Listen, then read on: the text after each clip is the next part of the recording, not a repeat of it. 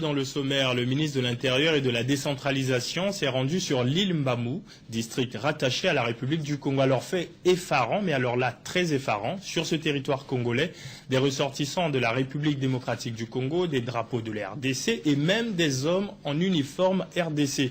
Alors Raymond Zéphirin Mboulou, fort de l'adoption par le Parlement du projet de loi autorisant la ratification de la Convention sur la libre circulation des personnes et des biens entre les deux Congos, entend faire respecter la loi. Brunel Liwata.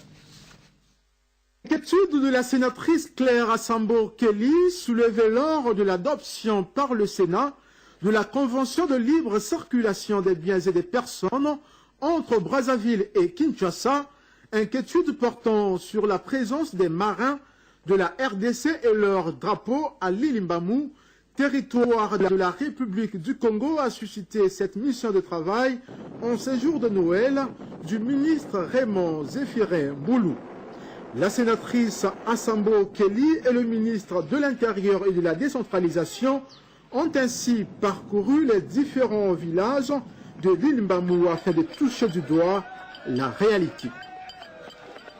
Raymond Zéphirin Mboulou et Claire Asambo Kelly ont effectivement vu les drapeaux de la RDC et leurs marins dès le village Mokomboso situé juste après Sinoa-Label.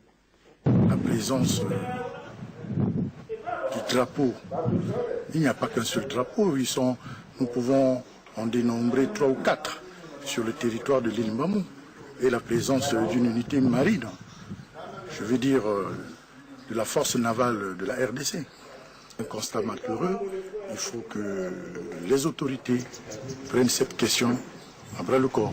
Au terme de cette mission, Asambo Kelly s'est dit satisfaite du constat fait en espérant que la solution sera trouvée le plus tôt possible.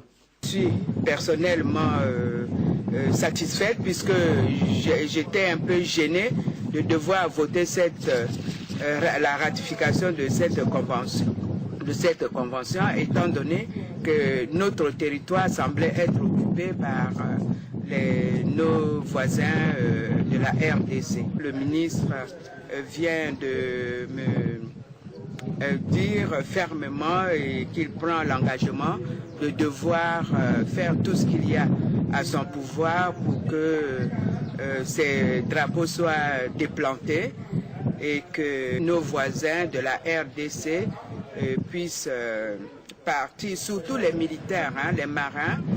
Reste donc que la décision prise par le ministre Mboulou soit effective.